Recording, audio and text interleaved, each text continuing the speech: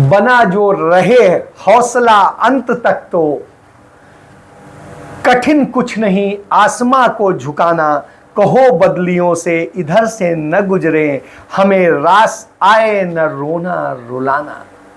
कमोवेशी शब्द आज देश की उम्मीद बने राहुल गांधी पर सटीक बैठते हैं। वो न रोते हैं न रुलाते हैं। उनका हौसला है कि जब 16,000 करोड़ रुपया खर्च करके भारतीय जनता पार्टी, आरएसएस और कारपोरेट जगत उनको पप्पू बनाता है, फिर भी वो हौसला नहीं खोते। लड़ते हैं इस देश के लिए, लड़ते हैं हमारे लिए, लड़ते हैं हम सब के लिए। क्यों? क्योंकि हमें न्याय मिलना चाहिए, हमें समानता मिलनी चाहिए, हमें बराबरी के अलावा सामाजिक आर्थिक सुरक्षा मिलनी चाहिए। हमें एहसास होना चाहिए कि यह देश हमारा है और हम इस देश के हैं। कमोबेश ये चीजें राहुल गांधी ने करके दिखाई। आपको याद होगा कैसे 2012 से जब राहुल गांधी ने किसानों के लिए, गरीबों के लिए आवाज बनने का काम किया था, तो उसने ये पैसा खर्च करके और किस तरीके से नरेंद्र मोदी के नेतृत्व में एक पूरा गेम खेला गया था। कुछ मीडिया हाउसेज उसमें शामिल किए गए थे, कुछ कांग्रेस पार्टी के भी वो नेता शामिल किए गए थे जो भ्रष्ट थे, जिन्हें किनारे करने की बात चल रही थी। और आज वो भारतीय जनता पार्टी में बैठे हैं, तमाम सारे लोग बैठे, उन सब ने किया था। लेकिन राहुल गांधी ने हौसला नहीं छोड़ा, लड़ते रहे, भिड़ते रहे, चलते रहे और वो लगातार आगे बढ़ रहे हैं और अपने वायदों को निभा रहे हैं, अपनी बात पे खड़े हैं, एक बात भी झूठ नहीं बोलते हैं। इसका एक ताजा उदाहरण आज राहुल गांधी आज लद्दाख, लेह पहुंच गए। लेह वो क्यों गए? आपको याद होगा चंद दिनों पहले संसद का सत्र चल रहा था और वो मणिपुर को लेकर के अपनी बात रख रहे थे। उस दौरान उन्होंने कहा कि किस तरीके से मणिपुर में लोगों को रुलाया गया है, किस तरीके से तोड़ा गया है, किस तरीके से मणिपुर को 2 टुकड़े में कर दिया गया है और किस तरीके से नरेंद्र मोदी, भारतीय जनता पार्टी, आरएसएस ने आज भारत मां की हत्या कर दी है, उनका कत्ल कर दिया है। तब उनसे सवाल किया भारतीय जनता पार्टी के सांसदों ने, आप लद्दाख नहीं गए? उनका वहां भी जाऊंगा। मैं समुंदर के तट से कश्मीर की बर्फीली पहाड़ी तक चला। नहीं, लद्दाख को मैंने नहीं छोड़ा। यात्रा अभी खत्म नहीं हुई है, यात्रा जारी है और जरूर लद्दाख आएंगे, घबराइए मत। वहां का भी दर्द समझूंगा।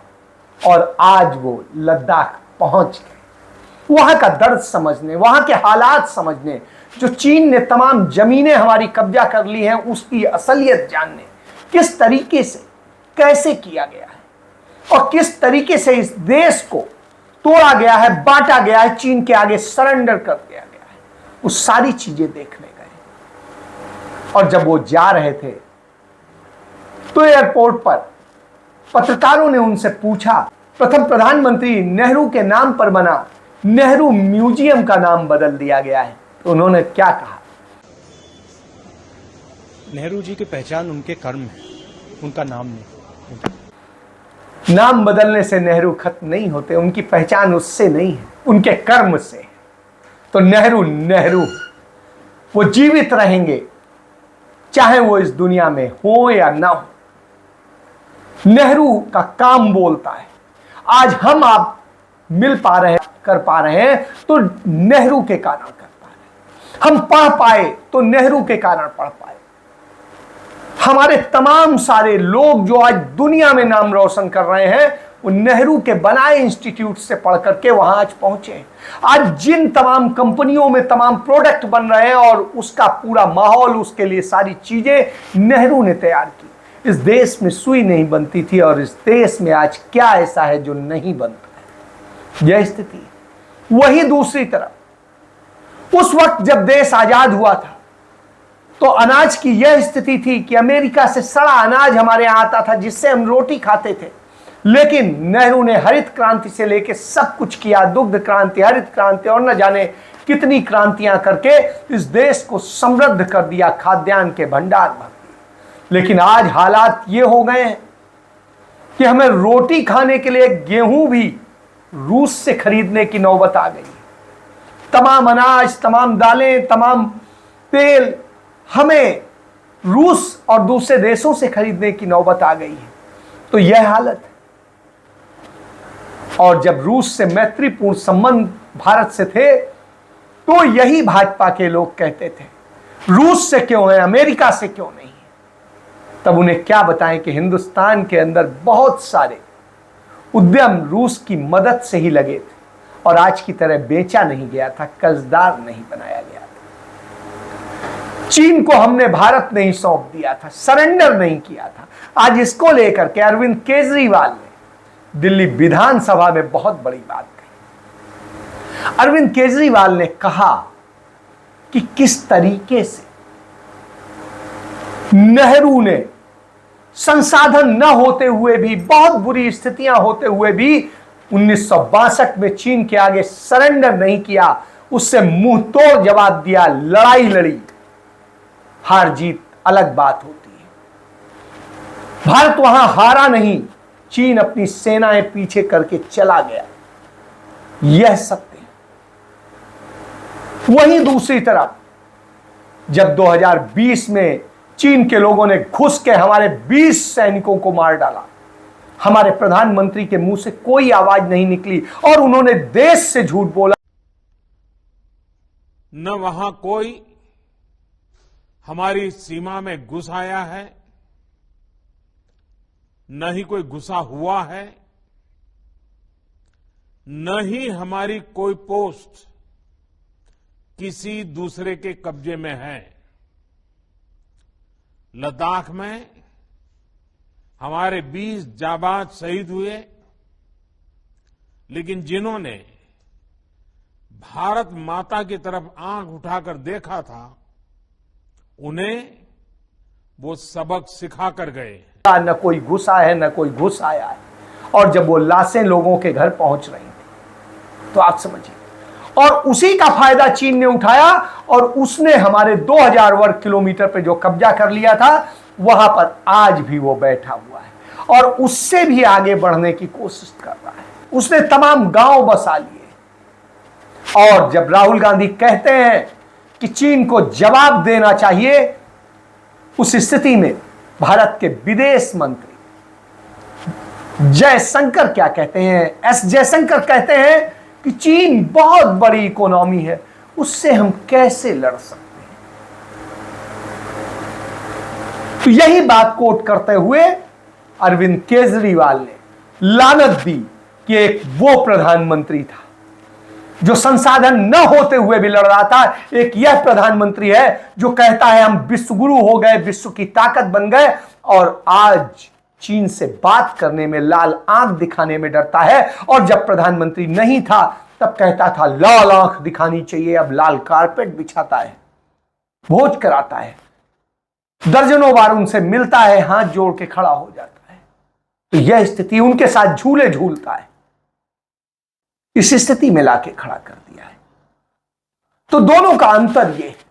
इसलिए नेहरू तो आप बन नहीं सकते और आप बनने की कोशिश करते हैं उससे भी आगे। विश्वगुरु क्या बनेंगे? नेहरू तो 125 देशों के गुट निरपेक्ष आंदोलन के प्रमुख थे, आप तो एक के भी नहीं। और G20 का जो आपको अध्यक्षता मिली है वो रोटेशनल मिली है, वो हर बार किसी न किसी देश को मिलती है, वो कोई आपको नहीं। नेहरू ने, उनकी बहन विजय लक्ष्मी पंडित संयुक्त राष्ट्र संघ की पहली महिला अध्यक्ष बनी थी। यह भी जान लीजिए। तो विश्व गुरु वो थे, आप नहीं। वो बनाना जानते थे, आप बेचना जानते हैं। उन्होंने 150 से अधिक उद्यम बनाए, तमाम बांध बनाए, तमाम सारे कल कारखाने और सब कुछ बनाया, शिक्षण संस्थान खोले, न जाने क्या क्या किया। और आपने क्या किया? आपने सब बेचा। 3 दर्जन से अधिक आप संस्थान बेच चुके हैं और इतने ही बेचने की तैयारी में। यानी नेहरू के बनाए को बेचकर आप रोटी खा रहे हैं। तो यह स्थिति। तो वहीं राहुल गांधी हर बात पर यदि लड़ते हैं, कहते हैं तो करते भी। उन्होंने जहां जहां जो कहा, उन्होंने कर्नाटक के चुनाव में जो वायदा किया उससे पूरा किया। उन्होंने हिमाचल में जो कहा वो पूरा हुआ। उन्होंने जो जो जहां कहा, छत्तीसगढ़ में कहा वो पूरा हुआ, राजस्थान में कहा वो पूरा हुआ। और देश के लिए भी वो जो कहते हैं पूरा करते हैं। और उन्होंने अपनी सरकार रहते पूरा किया था, अब भी पूरा करने की कोशिश। लेकिन आप सिर्फ झूठ बोलते हैं। 2014 में आपने जितने वायदे किए थे वो सब झूठे निकले। आप कसम खा के कहते थे कि काला धन लाएंगे, स्विस बैंकों में जमा है। आज स्विस बैंकों में तब से 7 गुना ज्यादा धन हो गया है। आपके समय तो भाई वो काला धन किसका है? और यही नहीं, आपने तो बहुत सारे वायदे किए थे। पेट्रोल सस्ता हो जाएगा, डीजल सस्ता हो जाएगा। आप देखिए कितने का आप ले रहे हैं। महंगाई बहुत हुई, महंगाई की बार अब की मोदी सरकार हो गया। बहुत हुआ नारी परवार, अब की बार मोदी सरकार और हो गया। बेटियां नंगी घुमाई जा रही हैं, ये पहली बार हो रहा है। इस देश के इतिहास में ऐसा नहीं हुआ। तो आप जो कहते हैं उससे न पूरा करने की कसम आप खाते हैं।